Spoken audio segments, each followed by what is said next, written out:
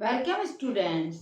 आपका मेरे channel science classes by doctor Kumkum Saxena में बहुत स्वागत है। और मैं 9th और 10th दोनों के लिए ही साइंस पढ़ा रही हूँ। और ये मेरे जो क्लासेस हैं बिल्कुल फ्री हैं और निःशुल्क हैं। इन्हें केवल आपको देखना है। आप देखेंगे तो आपको अवश्य इसका लाभ मिलेगा। आप घर में बैठ के पढ़िए, कहीं भी आपको जाने की आवश्यकता नहीं है। आज मैं पढ़ाने जा रही हूँ 9th क्लास का चैप्टर 3 परमाणु एवं अणु। आप लोगों ने छोटे क्लासेस में 7th में 8th में पढ़ा होगा कि परमाणु क्या है और अणु क्या है। उसी को आज हम चल के रिवाइज करते हैं।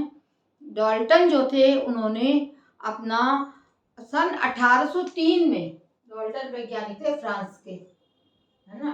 1803 में इन्होंने परमाणु के बारे में बताया, परमाणुवाद अपना स्थापित किया और इन्होंने बताया परमाणु क्या चीज होती है। वो आपको मैं बताऊंगी और डेफिनेशन में लिख के बताऊंगी आपको कि परमाणु पहले बताऊंगी फिर लिखूंगी। परमाणु क्या है?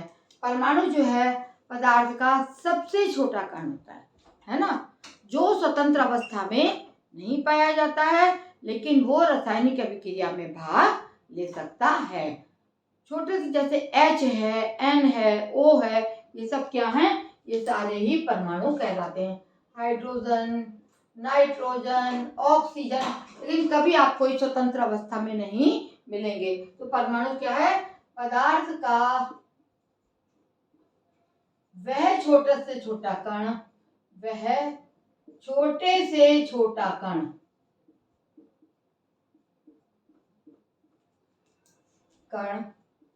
जो रासायनिक अभिक्रिया में भाग ले सकता है। रासायनिक अभिक्रिया, केमिकल रिएक्शन, रासायनिक अभिक्रिया में भाग ले सकता है।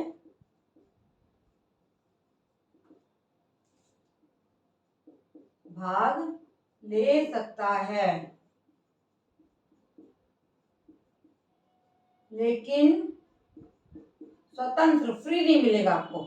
लेकिन जैसे H कहीं मिल जाए, N कहीं मिल जाए, O कहीं मिल जाए, ऐसा कभी नहीं होगा। लेकिन स्वतंत्र अवस्था में, स्वतंत्र अवस्था, फ्री स्टेट में नहीं पाया जाता, अवस्था में नहीं पाया जा सकता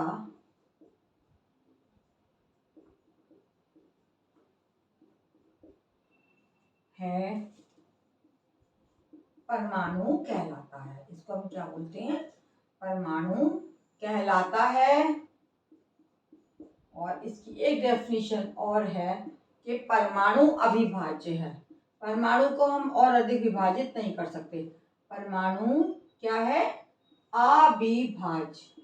अविभाज्य माने इसको तोड़ नहीं सकते और ज्यादा, अविभाज्य है। परमाणु को और अधिक आप छोटे टुकड़ों में नहीं तोड़ सकते हैं। तो पदार्थ का सबसे छोटा कण, छोटे से छोटा कण जो रासायनिक अभिक्रिया में भाग लेता है लेकिन स्वतंत्र अवस्था में नहीं पाया जाता है, इसको हम परमाणु कहते हैं। और परमाणु क्या है? अविभाज्य है, इसको हम और विभाजित नहीं कर सकते हैं।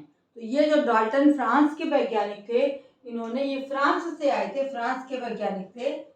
इन्होंने 1803 में परमाणु के बारे में रचना की, बताया कि परमाणु क्या होता है। बाद में ये परमाणुवाद के नाम से जाना गया, जो कि अभी आपको परमाणुवाद के बारे में पढ़ाया जाएगा। अब हम आते हैं अणु पे। यदि दोनों का डिफरेंस आता है क्लास बोर्ड में तो आप एक तरफ परमाणु लिखिएगा, एक तरफ अणु लिखिएगा और आप इसको डिफाइन कर दीजिएगा। लेकिन पहले आप समझ लीजिए कि परमाणु क्या है और अणु क्या है। यदि आपकी समझ में नहीं आएगा तो आप उसका डिफरेंस नहीं कर पाएंगे। अब हम आते हैं अणु। अणु क्या चीज है? अणु पदार्थ का वह छोटा कण, ये छोटा कण है जो रासायनिक अभिक्रिया में भाग नहीं ले सकता। रासायनिक अभिक्रिया, केमिकल रिएक्शन, रासायनिक अभिक्रिया में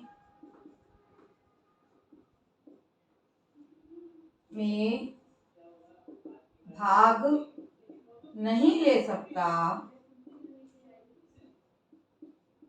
ले सकता है।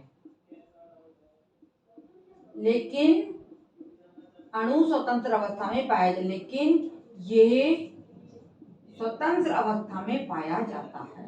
स्वतंत्र अवस्था फ्री पाया जाएगा, अवस्था में पाया जाता है।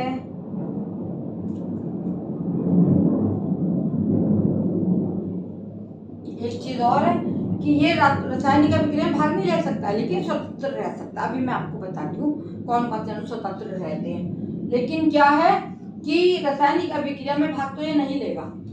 अणु एक या एक से अधिक प्रकार के परमाणुओं से बना होता है। अधिक प्रकार के परमाणुओं से बना होता है, चाहे एक ही प्रकार के हो चाहे अलग प्रकार के, परमाणु से बना होता है। जैसे जैसे आपको उदाहरण में देती हूँ, इसका उदाहरण हो जाएगा हाइड्रोजन, नाइट्रोजन, ऑक्सीजन, पानी, है ना। तो इसमें केवल हाइड्रोजन H के 2 परमाणु हैं, इसमें नाइट्रोजन में N2 के 2 परमाणु हैं, ऑक्सीजन में O के ऑक्सीजन के 2 परमाणु हैं और H2O में 2 परमाणु हाइड्रोजन के और 1 परमाणु ऑक्सीजन का पाया जाता है।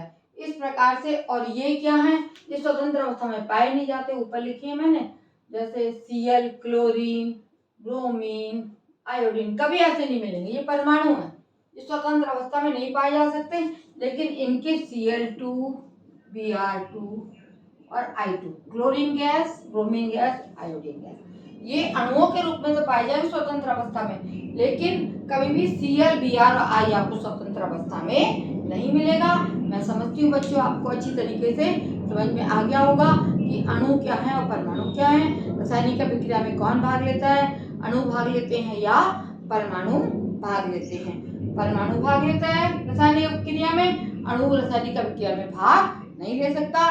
परमाणु अविभाज्य है, इसको और विभाजित नहीं कर सकते हैं, और अणु जो है विभाजित किया जा सकता है, और अणु स्वतंत्र अवस्था में पाया जाता है, और परमाणुओं को हम स्वतंत्र अवस्था में कभी भी नहीं प्राप्त कर पाएंगे।